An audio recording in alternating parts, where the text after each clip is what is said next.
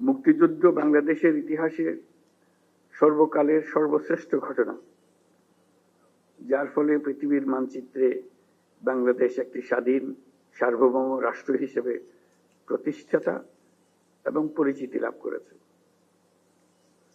দেশ স্বাধীন করার মহান ব্রত নিয়ে ৭১-এর ২৫শে মার্চ রাত থেকে বাঙালি সেনারা সেনানিবাস ত্যাগ করে সশস্ত্র যুদ্ধে ঝাঁপিয়ে পড়েন। একই সাথে এই দেশের কৃষক, শ্রমিক, ছাত্র জনতা, সাধারণ মানুষ সকলেই যার যা কিছু আছে তাই নিয়ে যুদ্ধে ঝাঁপিয়ে পড়ে, যা একটি জনযুদ্ধে রূপ নেয়। আমাদের মা বোনেরা মুক্তিযোদ্ধাদের পাশে থেকে প্রশিক্ষণ গ্রহণ সহ বিভিন্নভাবে যুদ্ধে সহযোগিতা করেছেন। মুক্তিযুদ্ধে যুদ্ধরত সকল বাহিনীকে বাংলাদেশ ফোর্সেস নামে সাংগঠনিক রূপ দেওয়া হয়। সমগ্র বাংলাদেশকে 11টি সেক্টরে ভাগ করে সশস্ত্র বাহিনীর নেতৃত্বে যুদ্ধ পরিচালিত হয়। এছাড়াও পাকিস্তান নৌবাহিনীতে কর্মরত বাংলাদেশি সাবমেরিনার এবং নাবিকদের সমন্বয়ে গড়ে তোলা অকুতোভয় নৌ কমান্ডো দল অপারেশন জ্যাকপট নামে দুঃসাহসী আক্রমণ পরিচালনা করে বিভিন্ন নদী বন্দরে খাদ্য রসদ বোঝাই শত্রু জাহাজকে ডুবিয়ে দিতে সক্ষম হয়।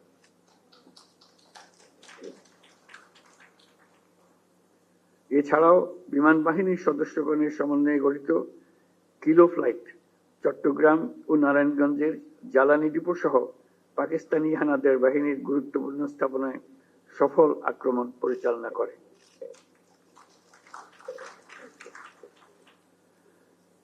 মুক্তিযুদ্ধে সশস্ত্র বাহিনীর এই অবদানকে সাধারণ মানুষের আত্মত্যাগের সঙ্গে একীভূত করার উদ্দেশ্যে প্রতি বছর ২১শে নভেম্বর পালিত হয় সশস্ত্র বাহিনী দিবস। আজ সেই দিবস।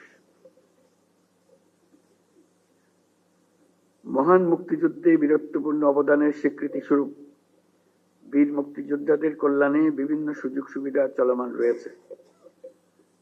সময়ের আবর্তে অধিকাংশ বীর মুক্তিযোদ্ধা আজ বয়সের ভারে ভারাক্রান্ত। সশস্ত্র বাহিনী দিবস উদযাপনকালে দেশের বিভিন্ন স্থানে ছড়িয়ে থাকা বীর মুক্তিযোদ্ধাদের আনুষ্ঠানিকভাবে সম্মান জানানোর ক্ষেত্রে সশস্ত্র বাহিনী বিভাগ, নৌ ও বিমান বাহিনী যে উদ্যোগ প্রতি বছর নিচ্ছে তা নিঃসন্দেহে প্রশংসনীয়। এই জন্য সশস্ত্র বাহিনীকে আমি আন্তরিক ধন্যবাদ জানাই।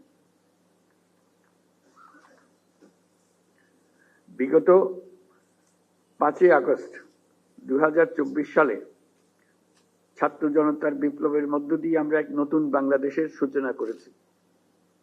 এই নতুন দেশে আমাদের দায়িত্ব সকল মানুষকে একটি বৃহত্তর পরিবারের বন্ধনে আবদ্ধ করা।